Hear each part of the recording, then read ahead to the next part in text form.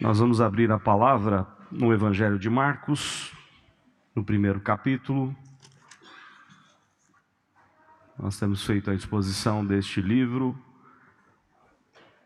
desse que foi o primeiro evangelho, muito provavelmente a ser escrito e que deu a ideia, a base para os demais evangelhos, principalmente o que nós chamamos de evangelhos sinóticos, que são os parecidos, como Mateus e Lucas. Ambos devem ter seguido Marcos na exposição da vida e obra do Senhor Jesus. João Marcos, primo de Barnabé, foi quem escreveu esse texto, e ele é conhecido como o Evangelho de Pedro, porque ao final da sua vida, Pedro teve como companheiro João Marcos, ali em Roma, e ele com certeza ouviu as histórias magníficas, maravilhosas de Jesus através da própria boca de Pedro. Nós vamos ler o primeiro capítulo, a partir do verso 35 e vamos até o capítulo 2, verso 12. Marcos 1, 35 em diante, até o capítulo 2, verso 12.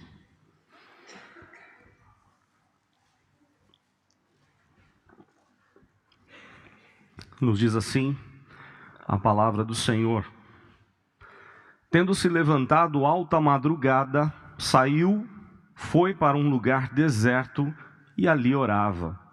Procuravam-no diligentemente Simão e os que com ele estavam. Tendo-o encontrado, lhe disseram: todos te buscam. Jesus, porém, lhes disse: vamos a outros lugares, às povoações vizinhas, a fim de que eu pregue também ali, pois para isso é que eu vim. Então foi por toda a Galileia, pregando nas sinagogas deles e expelindo os demônios. Aproximou-se dele um leproso, rogando-lhe de joelhos: se quiseres, podes purificar-me. Jesus, profundamente compadecido, estendeu a mão, tocou-o e disse-lhe: quero, fica limpo.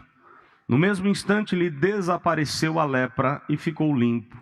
Fazendo-lhe então veementemente a advertência, logo o despediu.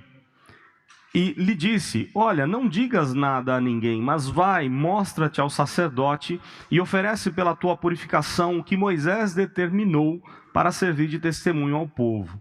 Mas tendo ele saído, entrou a propalar muitas coisas e a divulgar a notícia, a ponto de não mais poder Jesus entrar publicamente em qualquer cidade, mas permanecia fora, em lugares ermos, e de toda parte vinham ter com ele. Dias depois, entrou Jesus de novo em Cafarnaum, e logo ocorreu que ele estava em casa. Muitos afluíram para ali, tantos que nem mesmo junto à porta eles achavam lugar, e anunciava-lhes a palavra. Alguns foram ter com ele, conduzindo um paralítico levado por 4 homens. E não podendo aproximar-se dele, por causa da multidão, descobriram o eirado no ponto correspondente ao que ele estava, e fazendo uma abertura, baixaram o leito em que jazia o doente. Vendo-lhes a fé, Jesus disse ao paralítico: filho, os teus pecados estão perdoados. Mas alguns dos escribas estavam assentados ali e arrazoavam em seu coração: por que fala ele deste modo? Isto é blasfêmia. Quem pode perdoar pecados senão um, que é Deus? E Jesus, percebendo logo por seu espírito que eles assim arrazoavam, disse-lhes: por que arrazoais sobre estas coisas em vosso coração? Qual é mais fácil? Dizer ao paralítico: estão perdoados os teus pecados? Ou dizer: levanta-te, toma o teu leito e anda? Ora, para que saibais que o Filho do Homem tem sobre a terra autoridade para perdoar pecados, disse ao paralítico: eu te mando, levanta-te, toma o teu leito e vai para a tua casa. Então ele se levantou e no mesmo instante, tomando o leito, retirou-se à vista de todos, a ponto de se admirarem todos e darem glória a Deus, dizendo: jamais vimos coisa assim. Até aqui a palavra do nosso Deus. Nós vamos orar mais uma vez. Ó Deus, muito obrigado, Pai, pelo privilégio de estarmos na tua casa e aprendendo as lições preciosas da pessoa, da obra do teu Filho, do quanto ele é importante para nós E rogamos ao Senhor que essa palavra venha de encontro às nossas necessidades, aquietando o nosso coração diante das provações, dando-nos a fé, a confiança necessária no grande amor do Senhor por nós, na certeza de que não estamos sozinhos nessa caminhada, porque Cristo está vivo, ressuscitou e continua, ó Deus, agindo, operando com toda a autoridade no céu e na terra, como Ele mesmo disse. Por isso, ó Deus, ajude-nos a confiar e a aproveitar a comunhão com Teu Espírito, o qual usa as Escrituras Sagradas para consolar o nosso coração, para nos encorajar, para nos advertir, exortar. Por isso, nessa hora, que o Teu Santo Espírito, o mesmo que inspirou João Marcos a deixar registrado toda essa obra de Cristo, aquilo que Ele fez na vida de tantas pessoas enquanto caminhou aqui, nós pedimos a Deus que o Teu Santo Espírito também aplique no nosso coração aquilo que o Senhor desejar. Pedimos Tua bênção em nome do Senhor Jesus. Amém. Nós temos estudado esse Evangelho, e esse Evangelho mostra aquilo que é mais marcante no ministério de Cristo. Ele é conhecido como o Evangelho da ação, porque Jesus está agindo o tempo todo. Os irmãos têm notado isso, quem está acompanhando, né? E na semana passada foi demonstrado isso novamente. O Senhor Jesus operando grandes sinais, demonstrando que Ele é Deus, que Ele é o Todo-Poderoso e que estava aqui realizando curas, libertando pessoas de demônios e tantas coisas que o Senhor Jesus estava fazendo no meio do seu povo ali. E aqui, nesse texto especificamente, nós temos os pontos fortes do ministério de Cristo.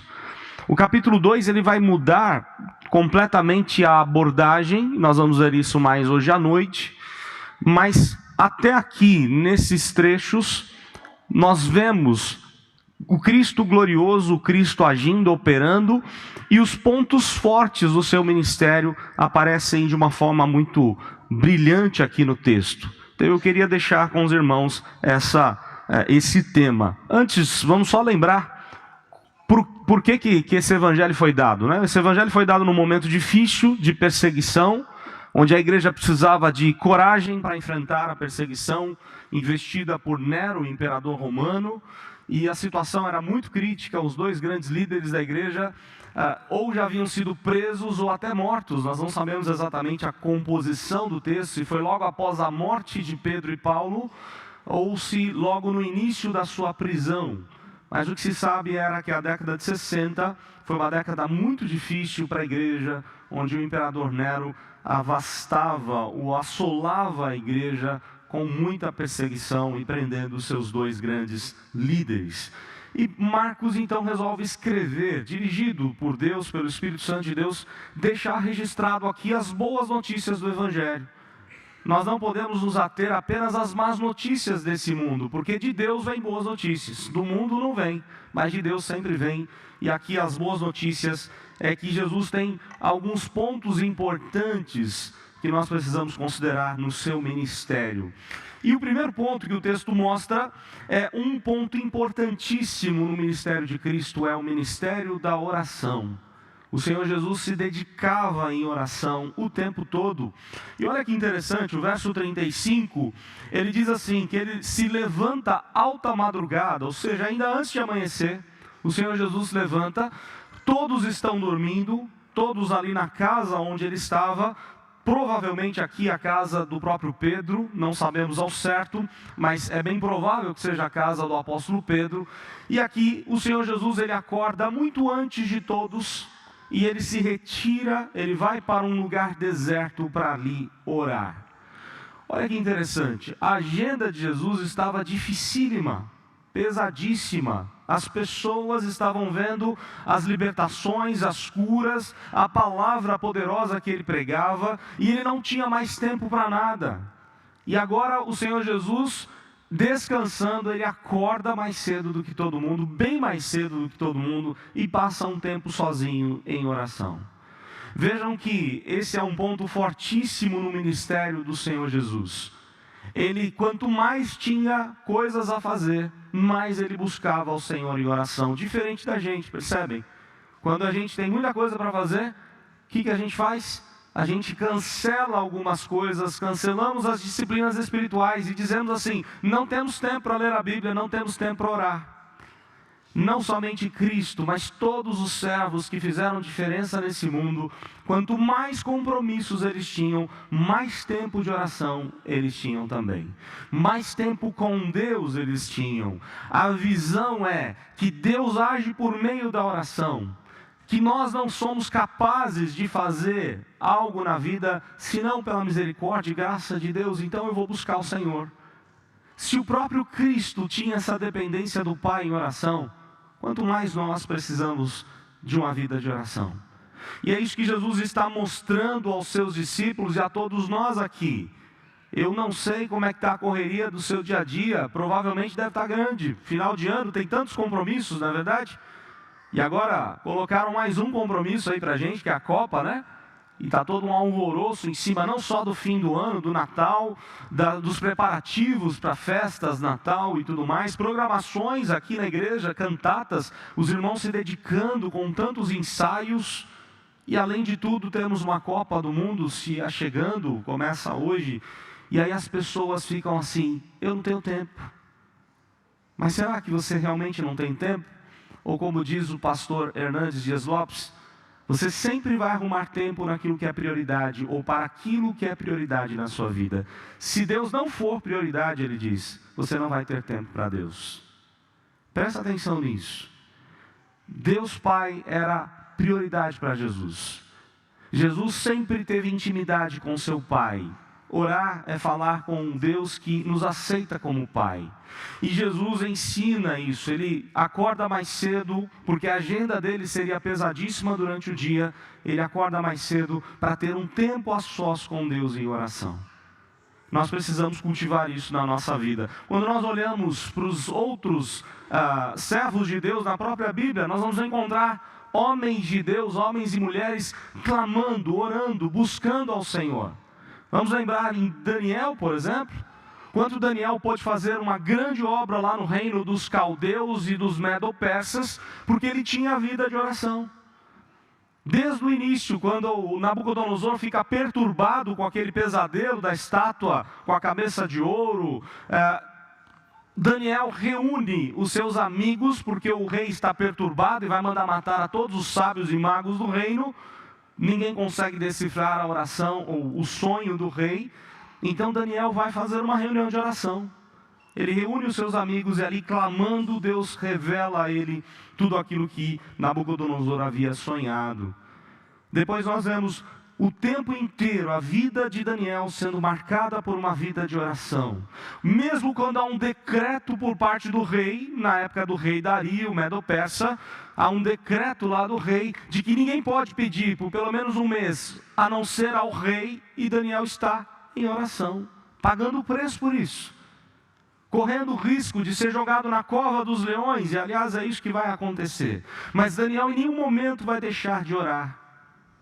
E logo em seguida, ou depois que isso passa, ao final do exílio, você vê de novo Daniel se derramando o coração diante de Deus em oração, lá no capítulo 9, pedindo a que Deus cumpra as suas promessas. Ou seja, Daniel só pôde fazer o que fez. Só pôde, com tantos compromissos, ser prefeito de várias cidades do Império dos Caldeus, e com tantos compromissos ele só pôde cumprir o seu ministério por conta da dependência que ele tinha de Deus. Nós vemos isso em Daniel, vemos isso em Neemias, passando um bom tempo em oração para realizar a construção dos muros ali em Jerusalém, para ter a autorização do imperador para reconstruir o muro. E, enfim, a palavra de Deus mostra que nós precisamos de um tempo de oração. Jesus aqui nos evangelhos, ele é visto como alguém que buscava o Pai o tempo todo. Esse é um ponto mais forte do seu ministério, a dependência do Pai em oração. E a gente fica pensando assim, mas ele é o Deus Todo-Poderoso, ele é o autossuficiente. Mas ele dependia totalmente da comunhão com seu Pai. Se Jesus tinha essa dependência do Pai, nós também precisamos depender do nosso Pai em oração. Da mesma forma, Paulo, o que mais Paulo ensinou nas suas cartas é sobre o ministério de oração. A mesma coisa acontece com os reformadores. João Calvino, o que mais ele ensina nas institutas, a parte maior das institutas, a sua grande obra deixada para nós, é sobre a oração. E ele vai falar sobre a oração dominical e sobre tantas lições preciosas da oração, da importância desse meio de graça. Ele chega a dizer que nós temos na oração, quando Calvino comenta a oração do Senhor, lá no comentário dele de Mateus, do Sermão do Monte, Calvino diz assim, que nós temos um grande tesouro em casa, mas nós não usamos disso, que é o tesouro da oração. Nós vamos atrás de tesouros dessa vida, corremos atrás do vento e de tantas coisas nessa vida, mas não temos tempo para Deus. Jesus não agia assim. Quanto mais a agenda dele estava apertada, mais ele orava. Foi assim com John Knox, o fundador do presbiterianismo e seguidor de Calvino. Quanto mais ele tinha agenda difícil para realizar no seu dia, mais ele orava. Era assim com Charles Spurgeon, o chamado príncipe dos pregadores, e ele dependia toda a sua vida, todo o seu ministério, da oração, não só dele, como alguns disseram para ele assim, como você pode pregar tão bem assim? E ele disse que enquanto ele pregava, algumas senhoras da igreja estavam ali clamando a Deus e rogando ao Senhor para que a palavra pregada entrasse no coração das pessoas. Nós precisamos acreditar na oração. Nós precisamos confiar nisso. O próprio irmão do Senhor Jesus, com certeza, lembrando de ensinos que havia recebido do seu próprio irmão, Tiago, irmão de Jesus, ele vai lembrar quanto vale, com muita eficácia, a oração do justo, lembrando de Elias. Um dos pontos mais fortes do ministério de Cristo era a oração. Mas o texto também mostra que outro ponto forte no ministério de Cristo aqui é a pregação do Evangelho. Os apóstolos, então, os discípulos ali acordam e procuram diligentemente, vejam que eles não estavam encontrando Jesus, e procuram diligentemente Simão, Pedro e os que com ele estavam. E encontrando, eles dizem, olha Senhor, todos estão te buscando. E aí Jesus diz, vamos a outros lugares, às povoações vizinhas, a fim de que eu pregue também ali. Vejam que o interesse de Cristo é na pregação da palavra. Jesus não está se aparecendo aqui enquanto caminhou entre nós. Ele não está jogando para si mesmo os holofotes. Pelo contrário, ele está falando do Pai, da obra do seu Pai, e pregando as boas notícias do reino de Deus. E Jesus tem o interesse de anunciar o Evangelho a todos os povos, porque é para isso que ele veio, ele diz.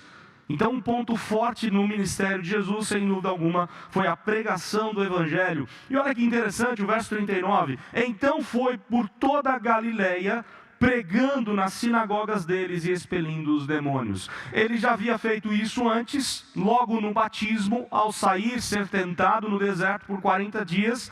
Jesus vai a toda aquela região de Nazaré da Galileia, todos os arredores, e pregava o arrependimento, dizendo que o reino está próximo, arrependei-vos e crede no Senhor Jesus. Então o Senhor Jesus tinha aqui um ponto fortíssimo no seu ministério, a pregação da palavra. E o texto mostra algo interessante, porque ele vai em todas as sinagogas da região anunciando o Evangelho. As sinagogas, elas surgiram na época do exílio, porque o templo estava destruído, então fizeram ali um local de ensino da palavra, de estudo da mesma. Ela servia como um espaço multiuso, várias coisas aconteciam na sinagoga. Havia uma espécie de mini culto, porque o culto propriamente era feito no templo, só que não tinha templo na época do exílio, e eles tinham uma certa liturgia na sinagoga para cânticos, louvor a Deus, adoração a Deus. Não era um culto como deveria ser feito lá no templo, mas eles tinham alguma coisa semelhante ali para lembrar aquele período do templo. Eles tinham também durante o dia uma espécie de escola, onde as pessoas, os meninos mais abastados, iam para a sinagoga para estudar a lei e estudar tantas outras coisas ali. Mas havia uma curiosidade muito interessante, e Jesus pregou em várias dessas sinagogas, se não todas a sua época. A questão interessante é que todas as sinagogas eram voltadas para a cidade de Jerusalém. Todas as sinagogas, onde estava o púlpito era voltado para Jerusalém. E isso é algo muito interessante. Porque enquanto Jesus falava, ministrava as escrituras do Antigo Testamento, pegando textos que apontavam para o seu ministério, para aquilo que ele faria, ele apontava, ele estava olhando para o local onde ele seria entregue, onde tudo aquilo seria cumprido. E ao sair da sinagoga, todos saíam em direção a Jerusalém. Havia esse simbolismo importante, onde Cristo está indo em cada uma das sinagogas, demonstrando que Ele é o cumprimento das Escrituras Sagradas. Por conta disso, Ele foi perseguido algumas vezes, tentaram jogar Ele, em matar Ele de alguma forma, porque as pessoas ficavam indignadas com a palavra dEle, com tanta autoridade e poder que falavam, e alguns dos escribas e fariseus ficavam indignados. Um ponto forte do ministério de Jesus é a pregação do Evangelho, a oração e a pregação da palavra, os meios de graça acontecendo ou aparecendo aqui. Mas um outro ponto forte do ministério de Jesus, a partir do verso 40, é a compaixão. A oração, a pregação e agora a compaixão. Verso 40... Aproximou-se dele um leproso, rogando-lhe de joelhos: se quiseres, podes purificar-me. Olha que pedido interessante. Esse leproso, ele faz uma oração correta e diferente de muitas orações feitas hoje no nosso tempo, onde as pessoas não se aproximam com humildade diante de Deus, mas sim, muitos se aproximam com arrogância, dizendo: o Senhor é obrigado a fazer, o Senhor tem que fazer, o Senhor tem que me abençoar. E não é isso que aquele leproso faz. Ele se aproxima com toda a cautela, com todo o cuidado, com toda a humildade, e reconhecendo que há em Deus poder para resolver o seu problema. Nós precisamos nos aproximar de Deus com essa confiança, com essa certeza de que se Deus quiser, Ele pode fazer. Mesmo que o seu problema seja impossível para a medicina, mesmo que o seu problema seja impossível para os seus relacionamentos, ou qualquer outra circunstância da sua vida, onde há impossíveis, para Deus não há. Deus é Senhor absoluto de todas as coisas, e nós precisamos dizer como aquele leproso, na nossa oração ou em nossa oração: Senhor, se o Senhor quiser, o Senhor pode. Porque Deus realmente pode todas as coisas. E aqui, Jesus no verso 41... ele profundamente compadecido, presta atenção no texto, Jesus profundamente compadecido, estendeu a mão, tocou naquele homem e disse: quero, fica limpo. Irmãos, o que eu acho mais bonito no texto é que Jesus podia, de onde mesmo estava, dizer ao leproso: eu quero, fica limpo e está tudo certo, pode voltar para sua casa. Ele vai dar uma lição, um ensino ainda aqui para esse homem. Mas Jesus podia ter mantido distância daquele leproso, não é verdade? Vamos lembrar como é que era o contexto de um leproso ali naquele tempo? Eles ficavam separados da comunidade judaica, eles ficavam numa espécie de vale, conhecido como Vale dos Leprosos. Estavam totalmente fora do contexto familiar. E há um problema ainda mais sério, porque Lucas, quando registra esse texto, Lucas é médico. E ao registrar todas as expressões que Lucas coloca sobre esse leproso, denotam que aquele homem está há mais de 10 anos, no mínimo, com lepra. Ou seja, há mais de 10 anos que ele não faz parte da igreja, ele não pode colocar os pés nas sinagogas, e muito menos em Jerusalém. Há mais de 10 anos que aquele homem não pode entrar na sua casa, não pode dar um abraço nos seus filhos, nem se aproximar deles. Há mais de 10 anos que ele não pode dar um beijo na sua esposa. A situação é muito triste, porque a lepra ia destruindo a pessoa, caindo aos pedaços, perdendo dedos da mão, dos pés, com feridas cada vez mais profundas, atingindo os vasos sanguíneos, causando hemorragias de todo tipo. E era algo muito contagioso, e as pessoas, quando viam um leproso, chegavam a atacar pedra para que não se aproximassem. Os leprosos não podiam de forma alguma se aproximar. Jesus não só estende a mão de longe, o texto diz que Jesus estende a mão, e muito antes de curar aquele leproso, ele toca no leproso. E eu fico pensando aqui, irmãos, se a gente imaginar a cena, talvez o que mais aquele rapaz, aquele homem, não sabemos a idade dele, aquele homem estava mais precisando era um toque. de um ser humano. Era um aperto de mão, era um abraço, que ele não tinha há tantos anos, há pelo menos 10 anos. Mas Jesus, ele para tudo para atender alguém que a sociedade desprezava, tacava pedras, isolava do contexto da sociedade. E Jesus não só está preocupado com a sua vida espiritual, aliás, com a sua vida física, mas principalmente com a sua vida emocional e também espiritual. Jesus toca naquele homem. E ao tocar, Jesus diz, quero, fica limpo. E imediatamente, o texto no verso 42 diz, no mesmo instante, lhe desapareceu a lepra e ficou limpo. Irmãos, o ministério da compaixão de Jesus, Jesus sentia a dor das pessoas como sendo a dele. Nós lemos isso lá em Hebreus. Ele continua sentindo a nossa dor. Jesus continua sendo o nosso sumo sacerdote, que sabe quais são os nossos problemas todos os dias. Jesus conhece cada uma das nossas lágrimas, e não só isso, as nossas lágrimas atingem o coração de Cristo. As angústias da nossa vida, as dores mais profundas, quem sabe da sua depressão, das suas tristezas diversas da vida, atingem o coração do próprio Cristo. Ele se importa conosco.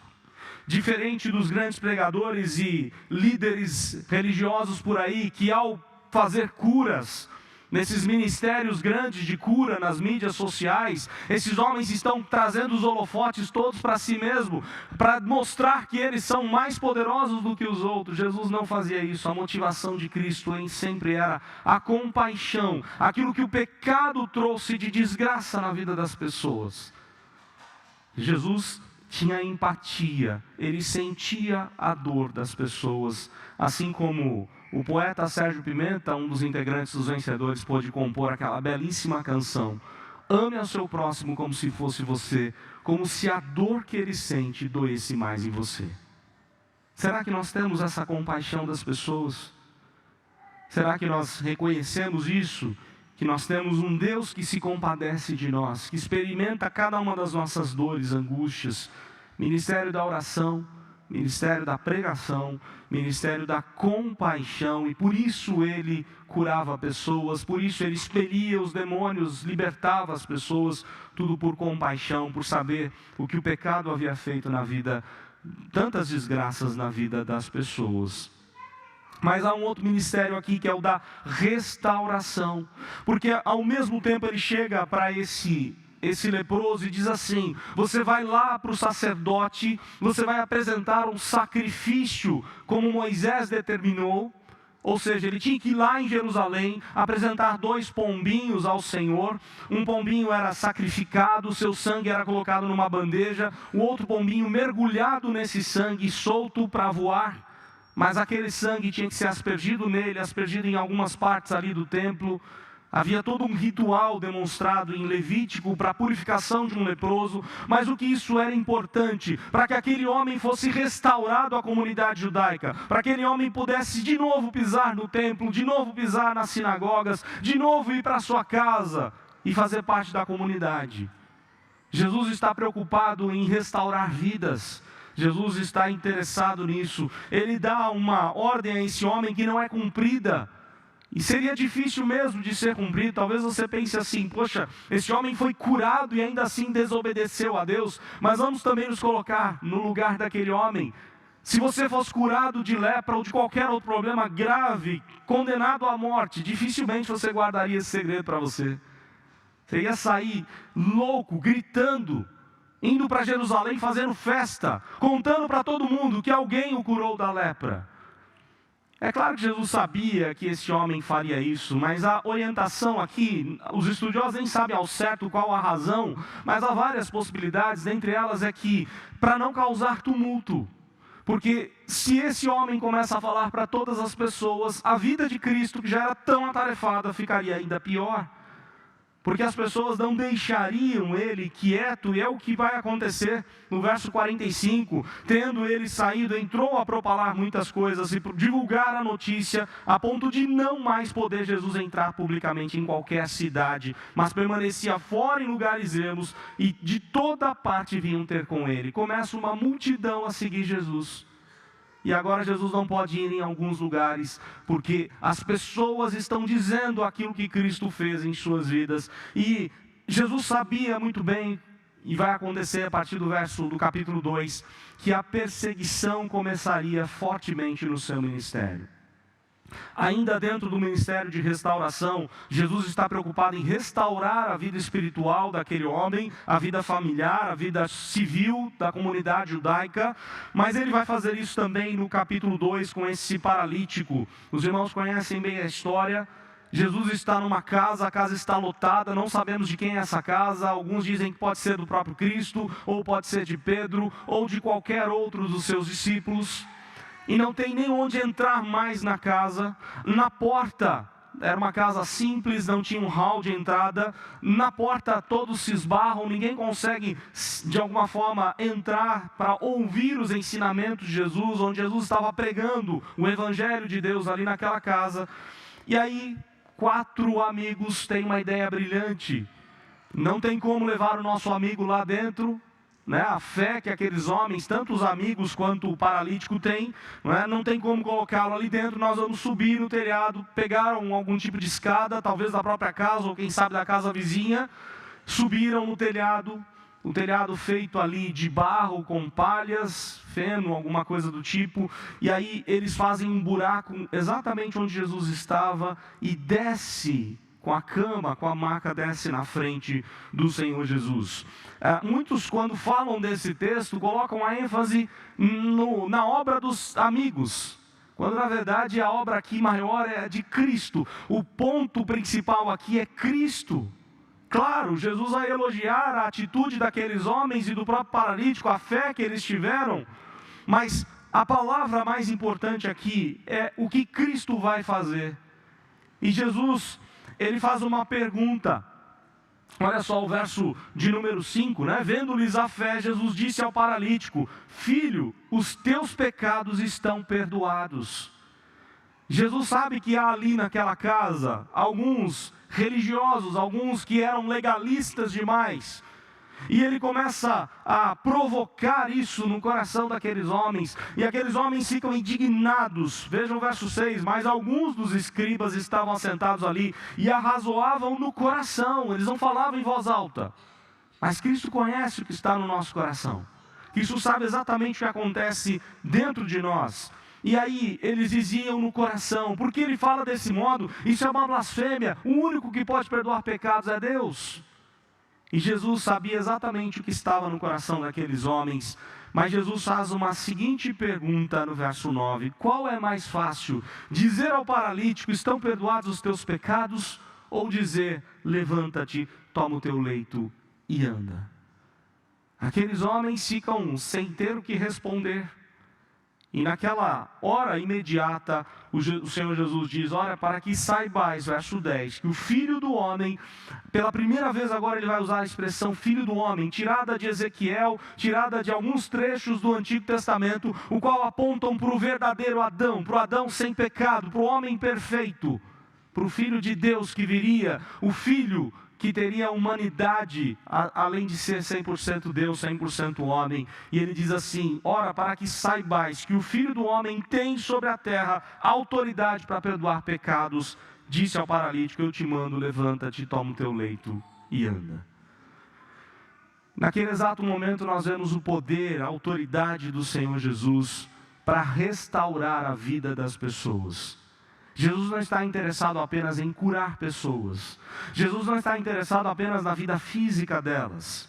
Ele quer ir além, ele quer falar ao coração, ele quer transformar vidas. O ministério de restauração de Cristo é um dos pontos fortes em todo o seu ministério. O texto mostra que a oração, a pregação, a compaixão e a restauração eram os pontos fortes de Jesus em todo o seu ministério, e assim ele caminhava, fazendo toda a diferença na vida das pessoas, anunciando as boas novas do Evangelho. Marcos pega todas essas ideias para lembrar a igreja perseguida. Nós precisamos lembrar de quem é Cristo. Precisamos lembrar da importância que Cristo dava na oração, da importância na pregação da palavra. Mesmo sendo perseguidos, nós precisamos lembrar do quanto Cristo enfatizou a palavra, a pregação do Evangelho. Nós precisamos lembrar que precisamos ter compaixão. Mesmo sendo perseguidos, precisamos ter compaixão uns dos outros. Nós precisamos lembrar que a palavra de Deus é o meio, é o canal. Deus tem autoridade para restaurar vidas. E nós precisamos continuar com essa obra que Cristo nos deixou a fazer. Que Deus assim nos ajude a seguir o exemplo de Cristo, a viver em oração, em pregação, a ter compaixão e a viver em prol da restauração das pessoas através da própria palavra do Senhor Jesus. Deus assim nos ajude, em nome do Senhor Jesus.